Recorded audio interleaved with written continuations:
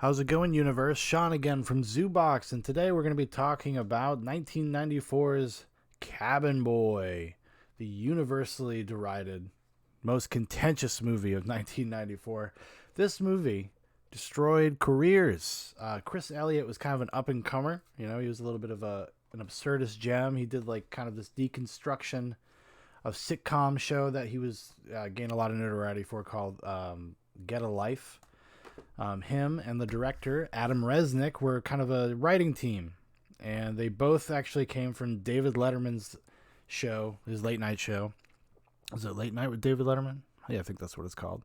So they came from the writing staff of that show. They used to be in like little bit sketches and whatever. And this was kind of the big push for their career after Get a Life.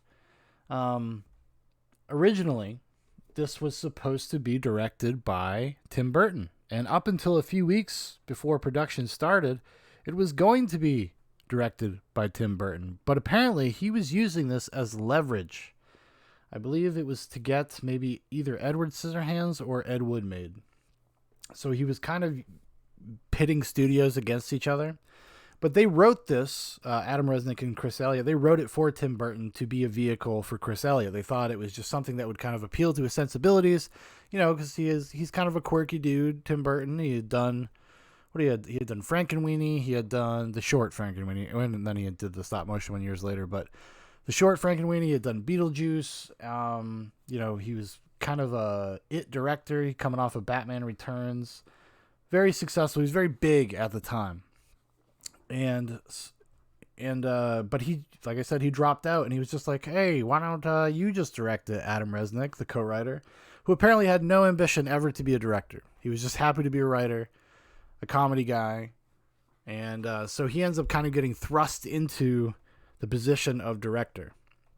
It's an interesting, weird little story that of a movie that was kind of in the pre-production was done by Burton and a lot of Burton's guys, and then ends up being taken over by somebody else, which is weird because when you watch the movie you can definitely see the influence of Tim Burton, aesthetically anyways, and even what they did in post with the music and whatnot. It's very Burton-esque in a lot of ways. So they were trying to kind of fulfill the vision that was established during pre-production. It would, if say like in an alternate universe, if Guillermo del Toro's version of The Hobbit had been directed by Peter Jackson, but Peter Jackson tried to execute on Guillermo del Toro's vision, maybe we would have got something different. Well, we would have got something very different. Probably would have been much more practical and whatnot. But this movie kind of evokes that. It evokes not just Burton, but they were going for a very specific tone, a very specific style, kind of harkening back to old seafaring adventure movies. Everything that's done in this movie is done practically with kind of old-fashioned techniques. Everything's pretty much the entire movie is done on a studio set. They're not really out in the water. And there's a lot of great practical, cool-looking things in the movie.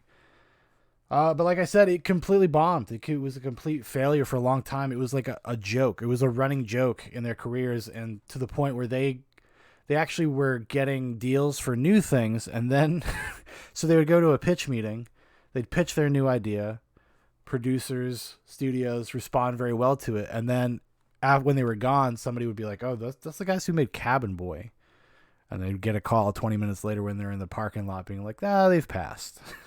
So it had that much of an effect on their careers. It's kind of crazy. This is the Kino Lorber edition. It came out I think 2 years ago. And they did a really good job with this release. If you're just interested on the backstory, some of the stuff that I've just talked about, they get really into depth. There's like an hour-long interview with Chris Elliott and Adam Resnick. There's a whole audio commentary with Chris Elliott and Adam Resnick. And then there's an author with Mike Sachs. And then there's a bunch of archival stuff, B-roll footage, audition tapes, all sorts of stuff like that. It's a really cool release if you are a fan of Cabin Boy. Cabin Boy is not going to be for everyone. It's a surrealist comedy. It's probably one of the first like big budget studio surrealist comedies. That's kind of why it would have made sense that Tim Burton would have directed it. I understand why Tim Burton was sought for this material. He just kind of does this kind of thing anyways. There's something like a little fantastical, whimsical, has a fairy tale like quality to it, except this one was just a comedy. Now, I grew up watching Cabin Boy. It was like on cable all the time, as most of movies that like bombed were. I think that's why a lot of people my age have an affinity for some of these critically derided movies at the time. Another movie that comes to mind is like something like Last Action Hero, just completely fucking obliterated by critics. Didn't do very well at the box office, but that meant it was probably cheap for, cable stations to get it. So it was on all the time. Cabin Boy, like I said, that's the way it was. And I used to see Cabin Boy in like bits and pieces over the years when I was a kid. It wasn't until I was probably in my like late teens, and I think I bought the DVD. Like it was in a Walmart like $5 cheapo DVD, and I bought it. And that was probably the first time I actually like sat through and watched the whole movie. And it's always been something I've appreciated. I don't think everything works in Cabin Boy. I don't think it's the funniest movie ever made. But it is kind of a diamond in the rough. It is. If you're into this kind of thing, if you're into what it's selling, you have to be kind of attuned to the type of movie and the type of comedy that Cabin Boy is. But Cabin Boy's got some awesome stuff in it, man. It's got a great, great cast of character actors.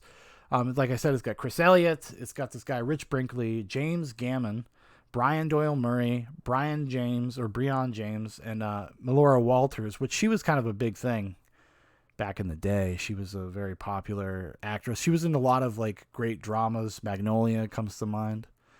So there's a lot to appreciate. And the actors they play off each other great. There's a great chemistry. There's a great like tone to their performances. Like everybody seemed to understand the movie they were making. There didn't seem to be any confusion, and it plays through. And it plays through in the movie. Like you can feel it. The whole thing feels coherent and cohesive in a way that I don't think it was given credit for. Because I don't think a lot of people back in 1994, critics and audiences, really cared enough to look at what the touchstones for the movie were. I think there's what is it called? There is a specific thing they were kind of referencing. Captain Courageous. Stuff like that. And just the old shooting style. Like if you go watch like the Gregory Peck era, like Moby Dick, that's the kind of things that they were utilizing, the stuff they were going for. And it works really well in that way. I'm not saying like every joke lands. It's one of those like joke a minute type movies where you just throw everything at the wall and they kind of see what sticks. And I would say more often than not, in my opinion, it sticks. I like Chris Elliott. I think he's a funny dude. In that weird, quirky way, he's a funny guy. He's not your typical leading man, but the guy is funny in my opinion. And his character is one of these kind of what do you call him? just he's an overconfident buffoon. This is kind of the thing that like Will Ferrell ended up kind of honing in on for the vast majority of his career. Chris Elliott's not as aggressive as like a Will Ferrell character would be, but I think the spirit is very similar.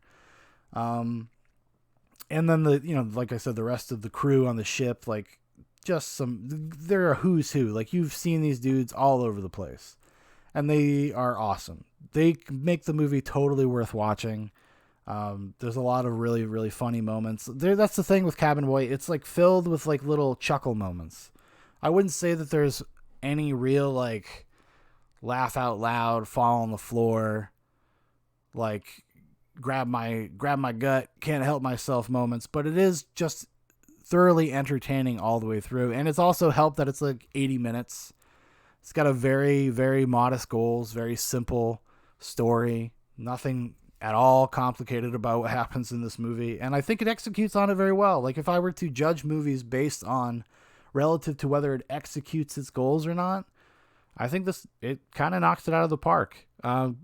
Granted, like I said, the type of humor that it is not going to be for everybody. It's just not going to be. And I think, general audiences in 1994 maybe weren't ready for this. But it's aged pretty well. I watched it the other morning. I watched it with my kid, actually. My kid was really kind of enthralled with it. He was paying attention because it's got like a very interesting idiosyncratic, like neat visual style. It is just it's cool just to see those old film techniques used in a modern movie, in full color. This Blu-ray actually looks really good. It doesn't like make note that it's like from a new 4K transfer from the negative or anything like that, but it looks really good. It looks really good. It was shot back in the days when they shot on film. Comedies looked like movies. They didn't look like fucking television shows like they do now. Everything's so flat. Like digital cameras have really fucked the look of a lot of things. You have to be like a real technician and have a real love for the look of film to want to try to recreate it if you're shooting on digital. And most comedies today, man, I mean, they're just no authorship. It's just so anonymous. It's all riff driven.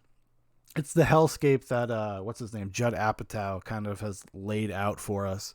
And I'm not even saying like I despise Judd Apatow or anything, although I think he's gotten a little full of himself the last few movies and haven't really connected with me. But everybody kind of just emulated that style of comedy, that style of filmmaking for comedies, and it's just not good.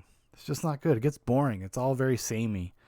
The same kinds of jokes, the same kinds of humor. Granted, I mean, trends are what they are, but we're not getting Anchormans every day. Yeah, I know. I do. I like Anchorman. Anchorman makes me laugh. It's a movie that has actually grown on me quite a bit. It makes me laugh even more now than it did when it first came out. When it first came out, I was like, oh, it's whatever. I probably actually felt the same way about Cabin Boy back in the day. It's probably like, oh, it was okay. It's not until now, now having a kind of just more reference points for film and just a better sense of my own tastes. And also just having, developing over the years, just a real love of all different kinds of movies. It leaves room in my heart for something like Cabin Boy. Whereas years ago, I probably would have been more dismissive towards it. I would say if you've never seen it, it is 100% worth checking out. And if you can, this goes on sale all the time, either on Kino Lorber's site, which is, I think I bought it during one of their sales for like $10. It is a great $10 pickup. I would definitely say, even just to have it, just for posterity, just so it's on your shelf. And you can, when your friends come over and they look at your movies, they say, you own Cabin Boy? Say, yeah, I own Cabin Boy. You don't own Cabin Boy? Sad. But yeah, I think that's, nice quick one today. But yeah, that's kind of going to do it for me. I appreciate Cabin Boy. Like I said, not having you bowled over, crying on the floor, laughing so hard, but it is a unique, weird little movie, and it is worth checking out for that. And but I think it's also just mainstream enough nowadays at this point in like history. It's like, the comedy sensibilities have changed and shifted, and things like Adult Swim have become very popular. It's more in line with people that have grown up with that, or at least aware or appreciate that kind of stuff. Like if you were a fan of there was an Adult Swim show, John Glazer's Delocated. Although Delocated used to make me laugh out loud quite a bit, but it's kind of got the same kind of feel to it in its own, in a weird way, in a broad sense. But I just think people are more accepting of this stuff. So I think today's modern sensibilities would probably be way more accepting of Cabin Boy than they were in 1994, when people were, I wouldn't even know what the fuck came out in 1994. The Pallbearer. Well, I mean, I guess Dumb and Dumber came out, The Mask came out, but those feel much more, however funny like something like Dumb and Dumber is and a little off kilter, it is very kind of welcoming and friendly and studio-esque driven. It just has the sensibilities of like just people that like crass humor of the time. So, but yeah, check out Cabin Boy if you haven't. I would recommend it. I'm recommending it now. I've recommended it for the past few minutes. Okay, everybody, thanks for watching. Thanks for listening. If you'd like to know more about Zoobox, you can find us on Facebook at Zoobox Podcast, on Instagram at Zoobox Podcast. If you want to drop me a line and tell me how much you hate these things, zooboxpodcast@gmail.com. Also, if you have any requests, if you want to request a movie for me to watch, I will totally do that. I will, pretty much anything. There's very few things I wouldn't actually watch. I'll give anything a shot. You might not like what I have to say about it, but I'll definitely give it a go. All right. Adios, everybody. We'll see you tomorrow.